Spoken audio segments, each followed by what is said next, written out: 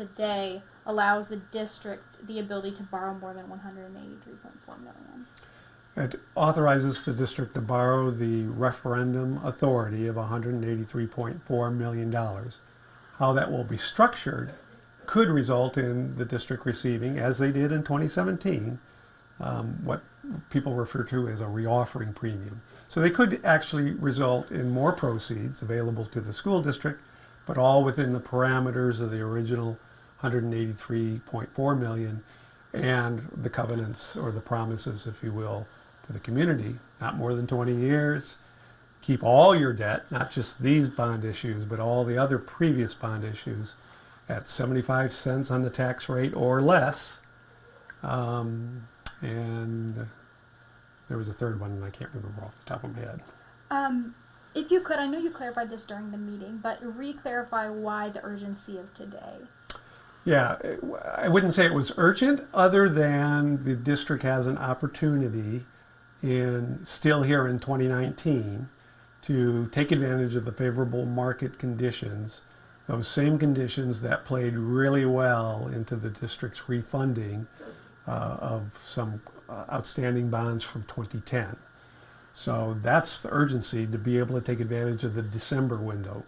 Otherwise, we would go in January and get the thing done.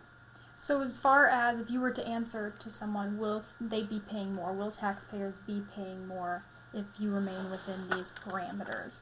They won't be paying more on the Unit 4 portion of their tax bill that's related to debt service, and I can already tell you, based upon the levy that we're prepared for this year, they won't be paying any more than they paid last year, assuming their home value remained unchanged. And if you could explain what it is about now that makes the market so favorable. Well, that's a big question. I know it's a big question, and I don't even know if there's a simple way. And that's a geopolitical question that's well beyond my paycheck, but I think there are some pretty educated and talented political scientists over on the U of I campus that could answer that much better than I. But clearly, when the economy is as it is now, some would say the Fed's cutting the interest rate. Usually they do that to stimulate the economy, which means the economy in their eyes isn't doing as well. People look for safe havens, and so they put their money into bonds. Well, it's a good time to be selling bonds, because then you get them at a very favorable rate. So that's good for the taxpayer, because they pay less in interest costs on those bonds. So that's why the market conditions, that's why this window's still here in December might work. And who knows, maybe some people want to buy some bonds at retail for their kids for Christmas. That's not the reason, but that could be an added value. And then for the next meeting, so the parameters have been set. What is the next step? So the parameters have been set. We'll fine tune what the preliminary official statement that will go to the bond markets, the buyers of the bonds, what that will look like. We will vet that either before the Finance Committee and or the ROC Committee. And then the syndicate of underwriters will go to market. And on decision day or sale day, if you will, the board president and the superintendent will be in the room, so to speak. And when the sale is complete, sort of like at the close of the market day, 3 o'clock in New York, we'll have numbers. We'll know what the parameters are. If they fit we already know the parameters. Do they fit within those parameters? If the answer is yes, it's a done deal. If the answer is no, then the superintendent and board president can veto at that moment. Yeah, I had a question for you. So my understanding is that in late 2017, the district issued $110 million worth of par bonds. Correct. But an additional roughly $15 million in the premium reoffering. Correct. So far the district has financed $125-ish million towards these capital projects. Is that correct? Correct in the sense they have proceeds of $125 million, but incorrect if you're talking in terms of the bonds authorized. They've only issued $110, the authorized limit. The way the bonds were structured allowed them to get more money, but it didn't violate the bond parameters.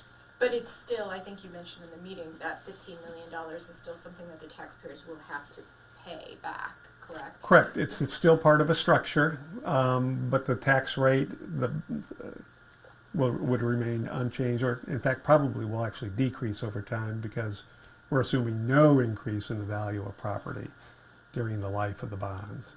So as property eventually goes up, as it did historically, as it has, if the amount to be repaid remains the same, then the tax rate naturally drops. I think a question that one of our listeners might have would be, well, if you already have proceeds of $125 million or so, and you told the voters that it would cost 183.4 in addition to that $25 million in reserves to fund these projects, why is the board authorizing $73.4 million rather than 50 something and change to meet that 184.3? So the 73 is the remaining of the 184. So the 110, the 73 is the 184.3. We're getting hung up on the structuring and the reoffering, but that could produce more more proceeds. And why might that be important to have? Scope change along the way, the fact that the labor market is so tight here, especially in this community where there are a lot of projects going on.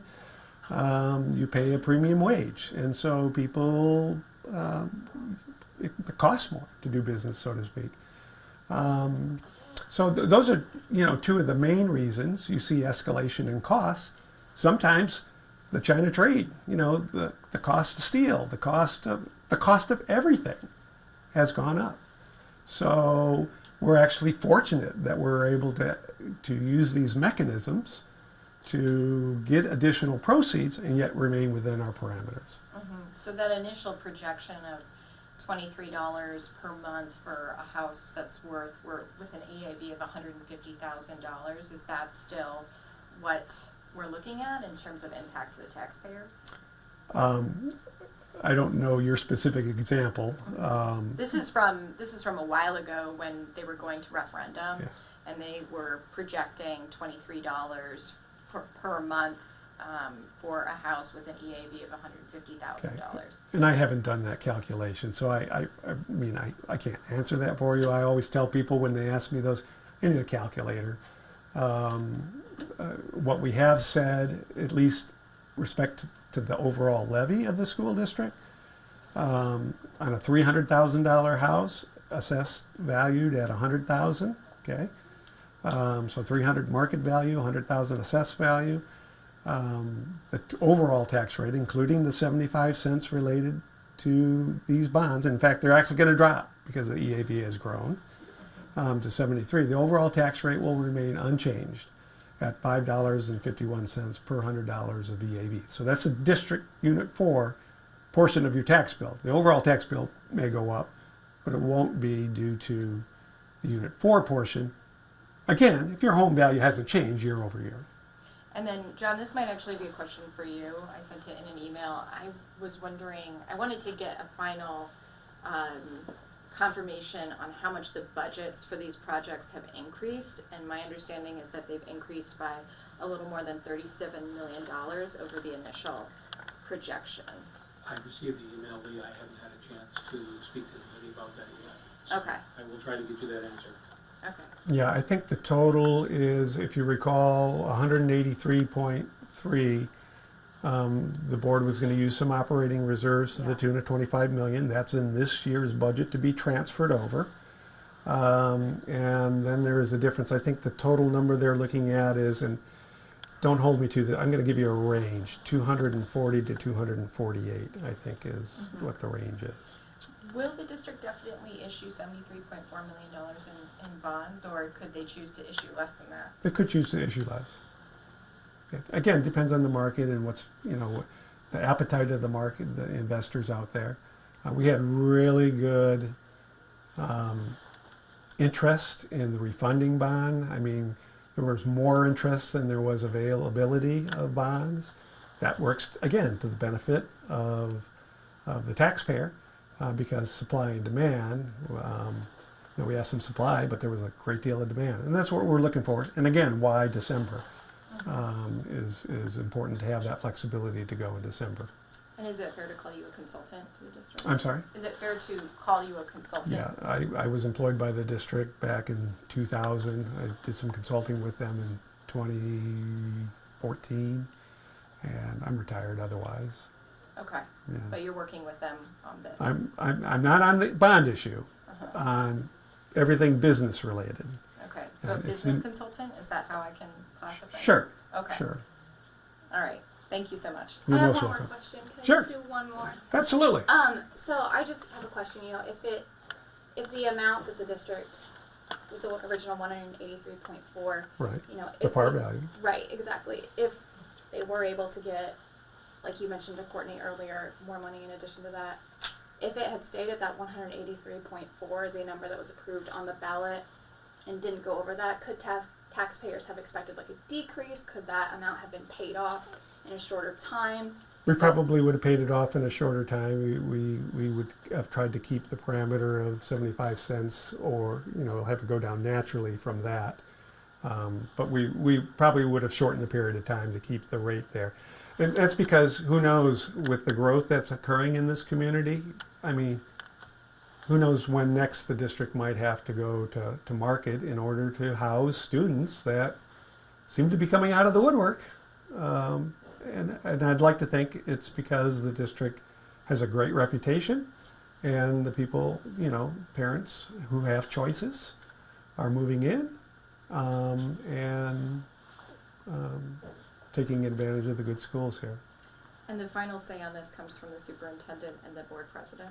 Correct, in terms of vetoing or saying go or no go on sale day. But this vote gives them the authority to issue up to 73.4. That is correct. And that there could be a Reoffering premium over a reoffering bit. premium Yeah. over that. Yeah, We just don't know like- how much that would be though. No, we don't. I mean, we have, we have projections. But again, that'll be part of what we're talking about here over the next couple of weeks. Okay. All right. Cool. Great.